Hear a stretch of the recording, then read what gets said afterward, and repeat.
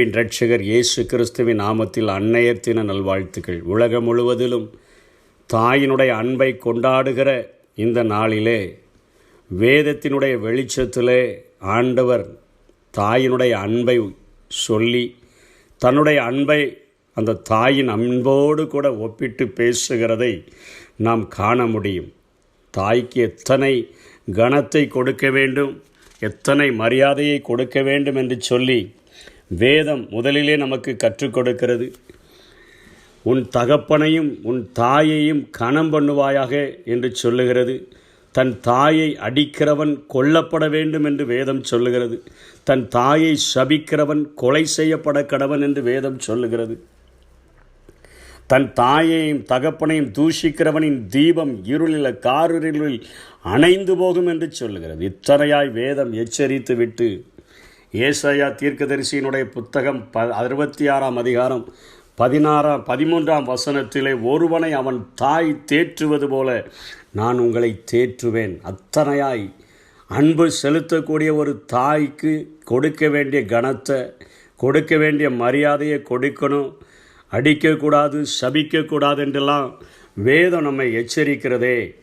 இந்த வசனத்தில் ஏசாயா 66:13 தன்னுடைய அன்பை ஒரு தாயின் அன்போடு கூட ஒப்பிட்டு இந்த உலகம் முழுவதையும் உண்டாக்கின வானத்தையும் பூமியையும் சிருஷ்டித்த என் சிருஷ்டி கர்த்தரின் ஆண்டவர் என்னை அப்பா என்று கூப்பிடுகிற உரிமையை எனக்கு தந்திருக்கிறவர் சொல்லுகிறார். ஒரு தாய் தேற்றுவது போல நான் உங்களை தேற்றுவேன் என்று சொல்லுகிறார்.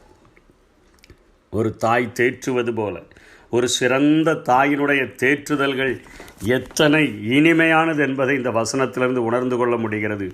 குழந்தையினுடைய துயரங்களை இதயத்தில் பிரித்தெடுத்து அனுபவித்து அதை தெரிந்து அவளுக்கு அந்த துயரத்தை நீக்குகிறதற்கு அத்தனையாய் முயற்சி எடுக்கிற ஒரு தாயினுடைய இருதயத்தை பார்க்கிறோம். அவளுடைய மடியில் அவைகள் ஆறுதல் அடையக்கூடியதாக இருக்குது. அதனுடைய துயரத்தினுடைய கண்ணீர் துளிகள் அவன் மேலே படும்பொழுது அவளுடைய இதயம் அப்படியே உடைந்து போய் அந்த குழந்தைக்காக அத்தனையாய் துடிக்கிறதையெல்லாம் நாம் பார்க்கிறவர்களாக இருக்கிறோம். இங்கே ஆண்டவர் தன்னுடைய அன்பை இந்த தாயினுடைய அன்போடு கூட ஒப்பிடுகிறார். இன்றைக்கு உலக பிரகாரமாக ஒரு கதை ஒன்றை சொல்லுவார்கள். அதிலே தாயினுடைய அன்பு எத்தனை மேலானது என்பதை உணர்ந்து கொள்ளும் வண்ணமாக ஒரு ஊரிலே ஒரு தாய், அவளுக்கு ஒரு மகன் இருந்தான், தகப்பன் இல்லை. அவனும் வளர்ந்தான், வாலிப மகனானான். அவனுக்கும் ஆசைகள் வந்தது. எல்லா மக்களும் இன்றைக்கும் தங்களுக்கென்று ஒரு ஏற்ற துணையை தேடுகிறது போல, ஏற்ற துணையல்ல, இன்ஃபேக்சுவேஷனில், ஒரு கவர்ச்சியில் இன்றைக்கு காதலிகள் என்று அழைக்கப்படுகிறது போல அவனும் ஒரு காதலியை தெரிந்தெடுத்தான். அவளோடு கூட பழக ஆரம்பித்தான். காதலுக்கு தான் கண் இல்லை அப்படின்னு சொல்லுவாங்களே. இவனிடத்தில் அநேக முறை என்ன அதிகமாக நேசிக்கிறாயா மாறி மாறி கேட்டுக்கொள்ளுகிற அந்த நேரத்தில் இவள் பார்த்தால் இவனுக்கு ஒரு தாய் மட்டும்தான் இருக்கிறாள் என்பதை கண்டுகொண்டாள். ஆகவே அவனிடத்தில் அடிக்கடி கேட்டுக்கொண்டே இருந்தான், நீ உன் தாயை தான் மிகவும் அதிகமாக நேசிக்கிறாய், நீ என்ன அதிகம் நேசிக்கல, ஒரு 5 நிமிஷம் லேட்டாக போயிட்டா சொல்லுவா, உன் தாய் தான் எனக்கு மேலாக இருக்கிறா, அதனால தான் நீ இவ்வளோ லேட்டாக வர்ற, என் மேலே கரிசனை செய்யலை அப்படின்லாம் சொல்லி அவர்களுக்குள்ள அநேக நேரங்களில் இந்த வார்த்தைகள் வரும்பொழுது ஒரு நாள் அவள் கேட்டாள், நீ உன் தாயை விட என்னை அதிகமாக நேசிக்கிறாயா? ஆமாம், நிச்சயமாக நான் நேசிக்கிறேன். எப்படி உனக்கு நான் அதை வெளிப்படுத்துவது என்று அவன் கேட்டபொழுது அவள் சொன்ன, உன்னுடைய தாயினுடைய இருதயத்தை நீ எனக்கு கொண்டு வந்து தந்துரு, அவளுடைய ஹார்ட் அது எனக்கு வேணும், அதை இதயத்தை எனக்கு கொண்டு வந்து தா, அப்போ தான் நான் நம்புவேன் என்று சொன்ன பொழுது இவனுக்கு அது கொஞ்சம் நடுக்கமாக இருந்தது, கொஞ்சம் வேதனையாக காரியமாக இருந்தது. இவன் தாயை விட அந்த காதலியை, கண்ணில்லாத அந்த காதலை அவன் அதிகமாக நேசித்தபடியினால சரி எப்படியாவது தன்னுடைய அன்பை நிரூபித்து விட வேண்டும் என்று வீட்டுக்கு வந்தான். அவன் இரவு நேரத்தில் உள்ள உணவை அம்மா கொடுத்தா, சாப்பிட்டான். சாப்பிட்டுட்டு படுக்கும்போது அம்மா எப்போ தூங்குவாங்கன்னு சொல்லி பார்த்துட்டே இருந்தான். லைட் அடைச்சி அம்மா படுத்த உடனே இவன் வேகமாக போய் ஒரு கத்தி எடுத்து தாயை கொன்று அவளுடைய இருதயத்தை எடுத்து கொண்டு அந்த இருட்டில் ஓடி வந்து கொண்டு இருந்தான். அப்படியே ஓடிக்கொண்டு இருக்கும்போது இருட்டில் ஓடுகிறான், இருதயத்தை எடுத்து ஓடிக்கொண்டு இருக்கிறான். இதையெல்லாம் பதபதைக்குது. ஓடி வருகிற நேரத்தில் ஒரு குழியில் அவனுடைய கால் பட்டு கீழே விழுந்துட்டான். கீழே விழுந்த உடனே ஐயோ எங்கே விழுந்துச்சோ தெரியலையே, தேடணுமே, இருட்டாக இருக்குதுன்னு சொல்லி நினைக்கிற நேரத்தில் அந்த இருதயம் அவனோடு கூட பேசுகிறது.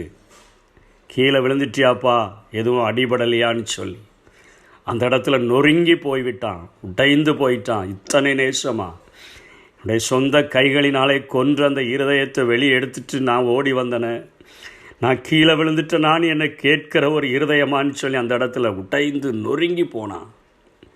ஐயோ அவசரப்பட்டுட்டனே, ஏமாந்துட்டேன்னு சொல்லி, ஒரு தாய் தேற்றுவது போல நான் உங்களை தேற்றுவேன். அந்த தாயை விட மேலாக நேசிக்கிற ஒரு அன்பு. அதனால தான் தன்னுடைய சொந்த குமாரன் என்றும் பாராமல் அவரையே நமக்காக தந்தவர். அவரோடு கூட மற்ற எல்லாவற்றையும் நமக்கு அருளாதிருப்பது எப்படி? ஒரு தாயை விட அதிகமாய் நேசிக்கிற ஒரு ஆண்டவர்.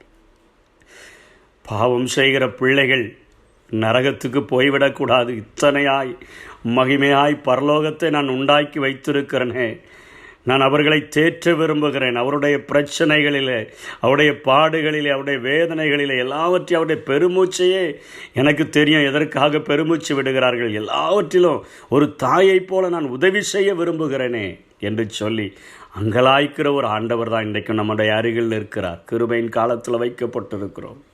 அவருடைய அன்பு பொழியப்படுகிற நாட்களில் இருக்கிறோம். அவர் தன்னுடைய மார்போடு கூட அணைத்து கொள்ளுகிற அந்த நாட்களில் இருக்கிறோம். ஒரு தாயை போல தன்னுடைய மார்போடு அணைத்து நம்மை முத்தமிட அவர் விரும்புகிற நாட்களில் இருக்கிறோம். இன்றைக்கி தாயையும் நேசிக்கணும். தாய்க்கு தேவையான கனத்த மரியாதையை கொடுக்கணும். சபிக்கக்கூடாது, அடிக்கக்கூடாது. அவர்களை கனத்திற்குரியவர்களாக நேசிக்க வேண்டும். இந்த தாயாரினுடைய தினத்தில், இந்த அன்னையருடைய தினத்தில் ஒரே ஒரு காரியம், இந்த தாயை விட என்னை அதிகமாய் நேசிக்கிற என்னை உண்டாக்கிற ஒரு ஆண்டவர் இருக்கிறாரே, இந்த தாயினுடைய அன்பை என் கண்களினால் நான் பார்க்கிறேனே, அனுபவிக்கிறேனே, அதே போல் ஒரு அன்பை செலுத்த முடியும் என்று சொல்லி என்னை உண்டாக்கின என் ஆண்டவர் சொல்லுகிறாரே, அந்த அன்பை அனுபவிப்பதற்கு என்னை நான் தருகிறேன் என்று ஒப்பு கொடுத்தோம் என்று சொன்னால், ஆண்டவருடைய அன்பை, அண்ட சராசரங்களையும் உண்டாக்கிற அந்த நேசருடைய அன்பை நிச்சயமாக நாம் புரிந்து கொள்ள முடியும், அனுபவிக்க முடியும். அவர் தருகிற தேற்றுதலை நாம் பெற்று வாழ முடியும். அப்படிப்பட்ட கிருபைகளை தேவன் நமக்கு தந்தருள்வாராக. ஆமென்.